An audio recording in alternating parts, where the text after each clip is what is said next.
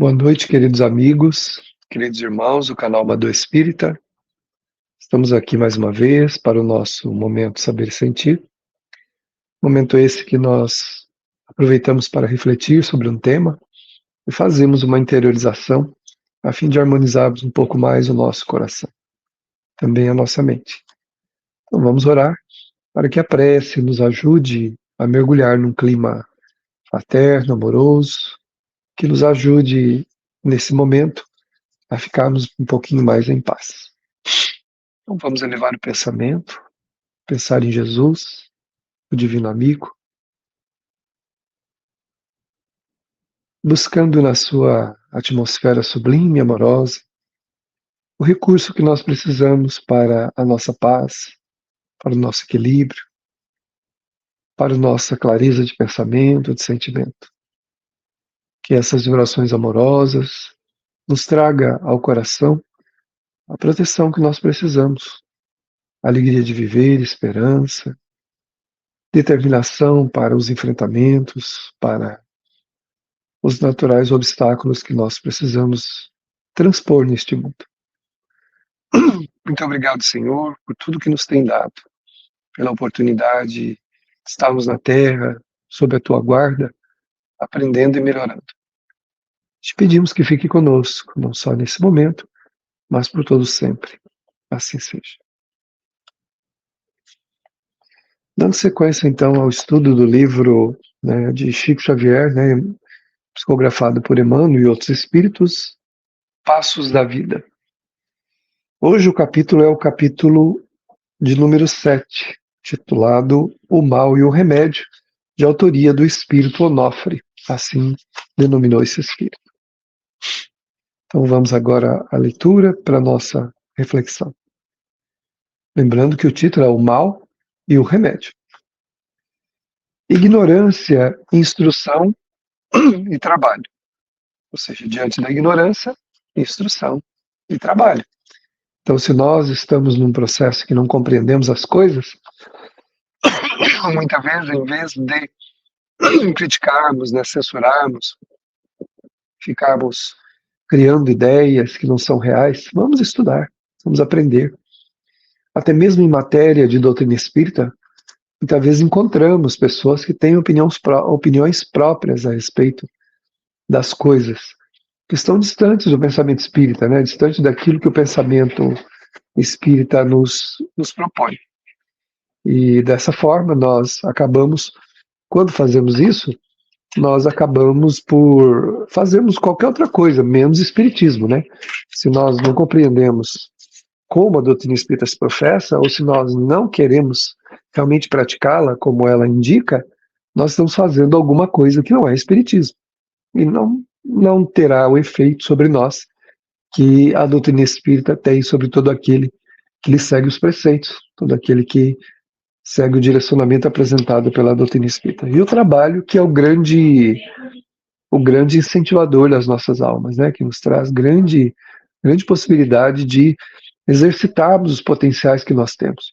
Sem trabalho, nós atrofiamos, em qualquer sentido que se imagine esse trabalho, seja ele material ou espiritual. Se nós ficamos de braços cruzados, naturalmente atrofiamos os recursos que trouxemos para desenvolver na Terra.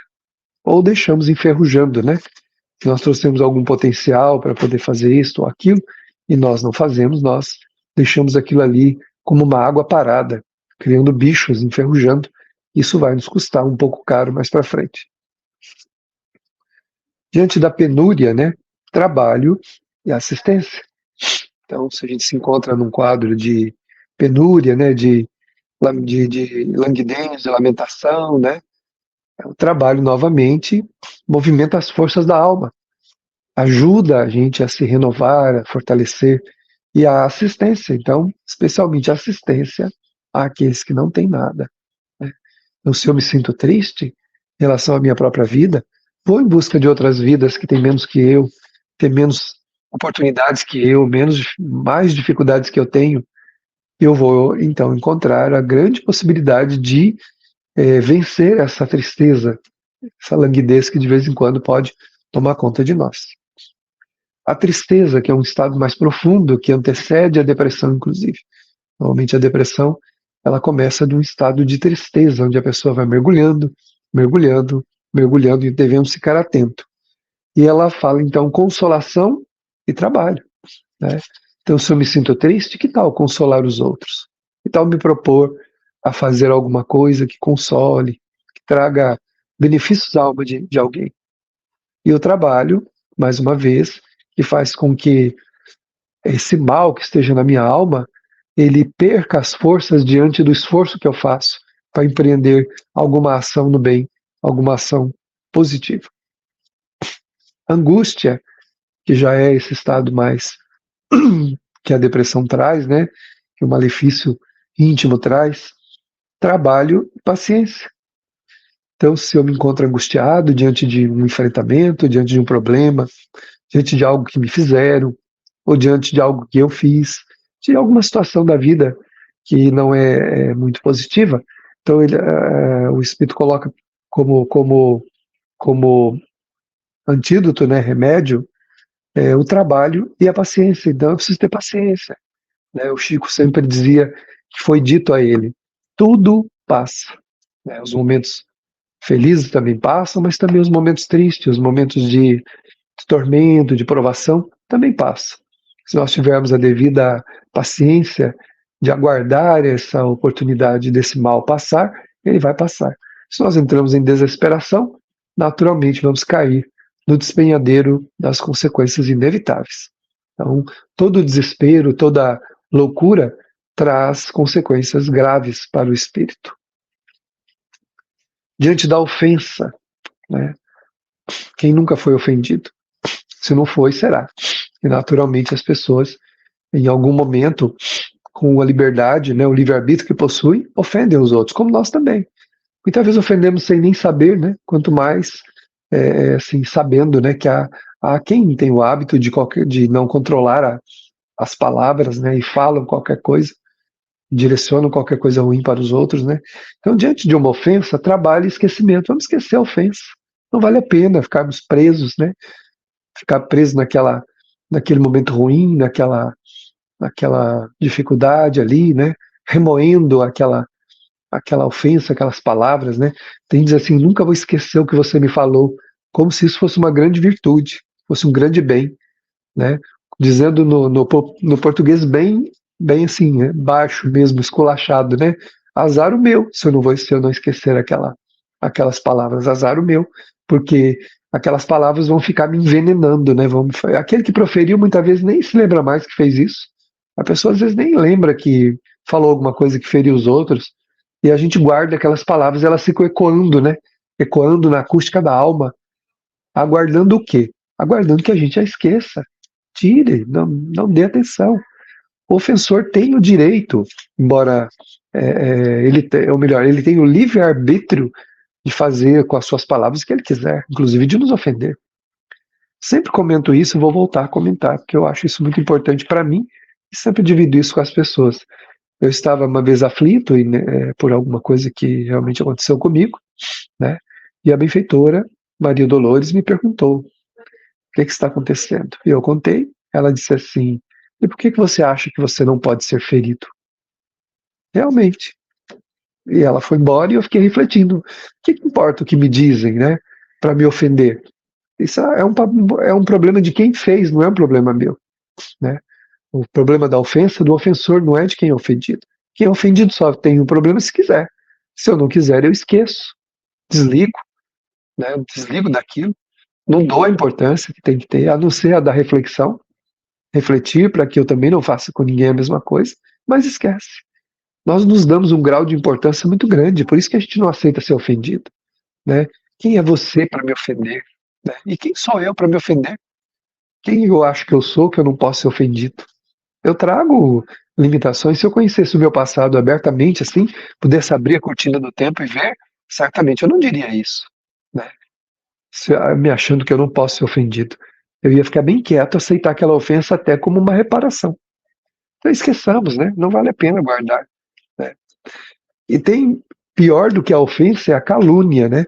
Aí o Espírito coloca aqui o perdão e o trabalho também, né? Perdão diante da calúnia. Perdoar não quer dizer concordar. Eu não estou dizendo que o outro está certo quando eu perdoo. Eu estou me libertando da amarra que pode ser criada entre eu e ele. Porque se eu não perdoo, eu fico vinculado àquele que eu não perdoei. Então a pessoa que eu mais detesto nesse mundo estará mais próxima de mim sempre, até que eu resolva aquele problema. Nessa vida, em outra vida. Em outra vida, possivelmente estaremos juntos. Nessa ainda estamos separados, embora vinculados. Numa outra vida estaremos juntos. Então, melhor perdoar. E o perdão é um ato que nos liberta, não liberta o outro. Nos liberta dele. Mas ele não está livre do que ele criou. Então isso é um problema dele, não é? O nosso dever é perdoar. Mas perdoar no sentido assim, de realmente tirar do coração aquele sentimento que nos incomoda quando nós lembramos do fato. A gente, quando lembra do fato, né? Quando a gente não perdoou, o coração fica apertado, muitas vezes vamos às lágrimas, sentimos angústia. Perdoar é lembrar do fato e não se sentir mal com aquilo. E o trabalho. Em todos os sentidos imagináveis, o trabalho continua sendo o antídoto, porque ele ocupa a nossa mente, as nossas mãos. E tem uma mensagem num livrinho que eu li, né, que diz assim: viva de tal modo que o caluniador nunca tenha razão. Então, ou seja, se fazem calúnia, se é calúnia mesmo, por que a gente está dando importância para isso? Continuemos vivendo para que ele não tenha razão. Ali na frente, a calúnia vai se diluir e quem vai ficar comprometido com a própria consciência e com os outros vai ser ele. Então, viva de tal maneira que o caluniador nunca tenha razão. Agora, se ele tem razão, não é porque ele falou, aí é porque eu fiz. E se eu fiz, o problema é meu. Não é porque ele disse que eu fiz. Aí eu tenho que pensar e mudar, porque senão isso me fará mal. Obstáculos. Quem não tem? Todos temos obstáculos em nossa vida. Todos temos obstáculos. E é preciso que nós tenhamos obstáculos, porque eles são testes, provas que nos ajudam a crescer. Diante deles, o quê? Trabalho e diligência. Tomemos providências. Como é que eu posso contornar esse obstáculo? O que eu tenho que fazer? Qual é a minha contribuição? Em vez de me revoltar, de ficar ali lamentando, batendo a cabeça no chão, né? Batendo a cabeça na parede, gritando, brigando, né? Diante do obstáculo, procurar ajuda, procurar soluções e trabalhar, continuar trabalhando, materialmente e espiritualmente, na caridade, no amor ao próximo, para ocupar a mente e o sentimento, de maneira que nós encontremos naturalmente, pela inspiração, a solução dos problemas que nós precisamos. Tentação. A tentação, asseverou Jesus que nós deveremos vigiar e orar para não cair em tentação. Mas a tentação, nós confundimos ela como as coisas do mundo que nos seduzem, e não é verdade. É o que está dentro de nós que encontra no mundo uma maneira de ser colocado para fora, de ser praticado. Então, se eu tenho um desejo, e eu encontro uma maneira de realizar esse desejo, então não foi aquela situação que me tentou, mas o meu desejo que me tentou. Então eu tenho que trabalhar dentro de mim os valores, mudar a pessoa que eu sou, para que eu não me sinta tentado a fazer isso e a fazer aquilo, a me comprometer assim ou daquela forma. Então sou eu que vou me sentir inclinado, tentado, de acordo com as minhas tendências. Então a tentação nunca é de fora. Nossa, aquela pessoa caiu daquele jeito, mas também aquela tentação era grande, né? Em qualquer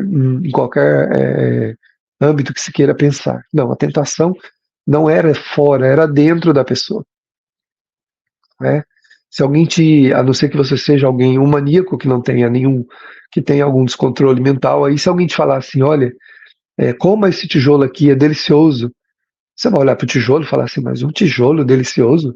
De jeito nenhum, tijolo é feito de barro, de um pó ruim, né? Como é que eu vou comer isso aí? Não tenho vontade nenhuma de comer tijolo. Se a gente tem vontade de comer tijolo, nós temos que buscar ajuda, né? Tem algum problema aí psicológico que a gente tem que resolver. Mas como que um tijolo é minha tentação? Não, tijolo não é minha tentação, porque eu não tenho vontade de comer tijolo, né? Agora, tem lá um pudim gostoso, uma comida gostosa que é prazerosa, mas eu não posso porque eu tenho algum problema de saúde. Então, quando eu vejo aquela comida, é a comida que me tenta? Não, o meu desejo, que faz com que eu a deseje. E desejando-a, eu tenho a opção de fazer ou não fazer. Então, tem que tomar providências, né, nesse sentido, para que, através da prece e do trabalho, eu consiga me fortalecer. Por isso que Jesus falou, vigia e ora. Vigiar é prestar atenção nos nossos defeitos, prestar atenção naquilo que nos compromete e orar pedindo a Deus forças para não praticar. Senhor, eu tenho esse defeito. Eu gostaria muito de receber forças para não praticá-lo. Essa ajuda nunca é negada por Deus. Agora, dizer assim, Senhor, tira da minha frente essa tentação. Isso não vai acontecer. Se eu pedir forças para resistir, sim. Se eu pedir para afastar, não. Até porque a tentação não é de fora. A tentação é de dentro. Ninguém é tentado naquilo que não tem em si uma vontade, um desejo, uma matriz ali na alma que lhe estimula daquele sentido. Qualquer sentido que seja. Né? Eu tenho um amigo que ele disse uma vez, eu nunca toquei um cigarro e tenho ojeriza de cigarro, porque eu tenho certeza que o dia que eu pegar um cigarro na mão, nunca mais eu vou largar. Eu sinto que eu já fumei em outra vida, eu sinto que eu já me destruí com o cigarro, com o tabaco. Eu disse, se você sente, então é uma verdade. Né? Se você tem esse sentimento, é uma verdade. Então, você tem que evitar. Então, o cigarro é a tentação? Não. A matriz que ele traz dentro da alma dele, que eu trago dentro da minha alma. Isso é a tentação. Então, tem que combater isso. Discórdia, trabalho e paz. Né? No meio onde a discórdia se estabelece, eu tenho que promover a paz. Que eu seja um instrumento da paz, como diz a prece atribuída a Francisco de Assis. Né? Eu preciso ser instrumento da paz. Se eu entro no clima da discórdia, me torno mais um contribuindo com o desequilíbrio do lugar. Mais uma vez trabalhando pelo bem geral. Eu vou aprender a conservar a paz em toda parte. Então, sempre desejar, sempre empreender ações e praticar a paz. Em qualquer ambiente que seja, especialmente quando há discórdia. Abuso, corrigendo e trabalho. Né? Diante de qualquer abuso que nós tenhamos sofrido, ou que porventura podemos também termos nós abusado, em qualquer sentido que se imagine, nós devemos corrigir e trabalhar. Né? Não parar, corrigir aquele defeito, corrigir aquela prática que muitas vezes é abusiva, né? E nós, então, buscarmos empreender o trabalho para que o trabalho nos eduque, nos fortalecendo. Lembramos de Zaqueu, que abusava lá, cobrando os impostos, altos impostos. Quando Jesus entra no seu coração e na sua casa, ele muda, ele se corrige, devolve tudo que tirou, e ainda mais ainda, e se corrige. A partir daquele momento, ele não fez mais isso. Fracasso, trabalho e confiança. Né? Se alguma coisa não saiu como nós gostaríamos, não tem problema. Mudemos o rumo, às vezes recomecemos a tarefa e vamos para frente. Na verdade, não existe fracasso. Existe uma experiência que não foi bem sucedida, por algum motivo, por falta de alguma coisa, que nós vamos procurar compreender, entender, estudar aquela situação e confiar que nós podemos fazer alguma coisa. Não começar com aquela lamentação dizendo assim, eu não sirvo para nada, eu não sou nada, tudo dá errado para mim. Essa lamentação, esse vitimismo não leva ninguém a nada. Recomecemos sempre. Tem uma frase de Joana de Ângeles, no livro Vida Feliz, que ela diz assim, caiu, levante-se. Não há mérito algum em ficar no chão se lamentando. Porque Deus não vai ter dó de nós. Deus tem amor. E o amor dele permite nos dar força para que nós recomecemos. Então, fracasso não existe no sentido absoluto da palavra. Existe uma experiência que não deu certo, que a gente vai recomeçar. Agressividade, gentileza e trabalho. Se nós somos vítimas de agressividade, sejamos nós gentis. Oferecemos a gentileza. A gente sempre quer que os outros sejam gentil conosco. Mas isso não nos importa. Importa que nós sejamos gentis, porque isso nos traz paz de coração, paz de consciência. Né? Trabalhando mais uma vez para que o trabalho nos ajude a irmos modelando na nossa natureza uma natureza diferente. Cansaço, trabalho e renovação. natural que a gente se canse. Se é físico, vamos dormir, descansar e retomar o trabalho. Não parar nunca, né? E ele fala aqui, então, renovar-se, né? Renovar as forças, renovar o ânimo. Se a gente está cansado, né? Há quem diga assim, eu estou cansado de servir, estou cansado de fazer o bem, eu estou cansado de agir dessa maneira. Renove-se, renove-se na prece, frequentando ambientes de meditação, ambientes espirituais, acolhedores, um círculo de amigos bondosos, de corações bons, onde a gente se renova, se refaz e prossegue, jamais desistindo de seguir. Perturbação. Diante da perturbação, calma e trabalho. Né? Calma. Se tudo estiver perturbado, o ambiente estiver perturbado, aconteceu que a gente está perturbado por alguma ação mental, espiritual ou de pessoas, calma, vamos agir com calma, com serenidade, dizer a nós mesmos: está tudo bem, eu vou agir por mim, pelo meu sentimento. E as pessoas agem como podem. Né? Desequilíbrio, trabalho e disciplina. Então, diante dos desequilíbrios, se for nosso, se for dos outros, disciplina, vamos colocar uma disciplina de ação, vamos agir assim, fazer um programa metódico, bem feito, para a gente seguir e sair daquele quadro, né, perturbador que o desequilíbrio nos traz. Porque o desequilíbrio é exatamente a desorganização da nossa vida. Está tudo desorganizado, nós nos desequilibramos. Então vamos arrumar as coisas, vamos nos organizar.